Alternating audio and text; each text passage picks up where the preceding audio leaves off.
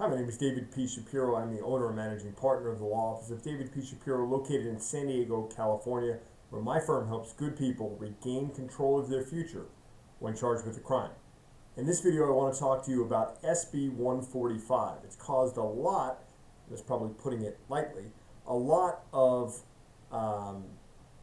misinformation, a lot of emotion, a lot of people tweeting about it, people writing about it. And we believe it primarily has to do with the fact that it involves sex offenders and sex offender registration in California. But understand that the origins of SB 145 relate to equality. And they relate to equality under the law and relate to equality particularly as it relates to the LGBTQ community. Here's why. Statutory rape in California is still a crime. Statutory rape in California in most instances is still a felony. SB 145 doesn't change that in any way, shape, or form. So statutory rape could be a situation where a 19-year-old has sex with a 17-year-old, an 18-year-old has sex with a 17-year-old, or a 40-year-old has sex with a 17-year-old. Doesn't matter. I mean, there's different variations of it, but for the purpose of this video, it's still statutory rape.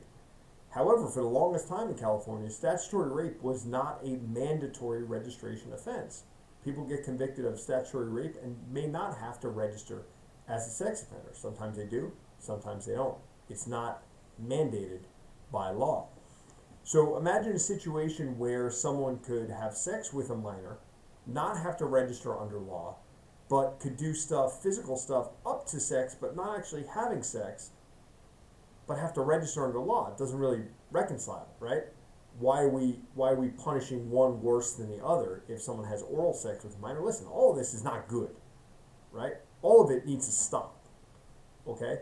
But understand that it's just based on equity. It's based on existing law and making sure we're doing things that apply to one, apply to all. Now, there's so much confusion about SB 145, so I had an opportunity, took about 10-15 minutes yesterday, a day before doing this video, early September, to review it. It's about 8 pages. That's all it takes. And when you look at it, it says that it's backed by the Los Angeles District Attorney, it's backed by the California District Attorneys Association, it's backed by the California Police Chiefs Association. And just to be clear, it involves consensual acts. So nothing involving forcible rape, nothing involving anything along those lines. There's a lot of concern when we're dealing with, what's this 10-year rule? How can you tell me that, a 9-year-old could have sex with a 19-year-old and that 19-year-old doesn't have to register as a sex offender? Well, they would, because they would also be charged with California Penal Code Section 288A, which is lewd conduct with a minor under 14. And that's in 2020, lifetime registration. In 2021, that's a 20-year mandatory minimum registration.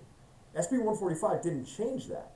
So this idea that, there's going to be children who are going to be victimized under the age of 14 and their perpetrator's not going to have to register as a sex offender is just not true. It's not what the law says, and it's not how things are in actuality in the state of California. Now, one of the things, so we're clear, what SB 145 does is it takes away it being mandatory registration. A court can still find in their discretion, so in a judge's own discretion, if the motivation for the act was a result of sexual compulsion for purpose of sexual gratification. That's Penal Code Section 290.006. So the court could still order registration for a designated period of time in 2021 and beyond. SB 145 doesn't take that away. It just eliminates the mandatory language on it. And finally, what I've been reading and what I've been seeing, and it has been concerning, and listen, I get it. Anytime there's this belief that, we're lightening punishment on sex offenders, on sexual-based offenders involving children, the most vulnerable victims around, I get it.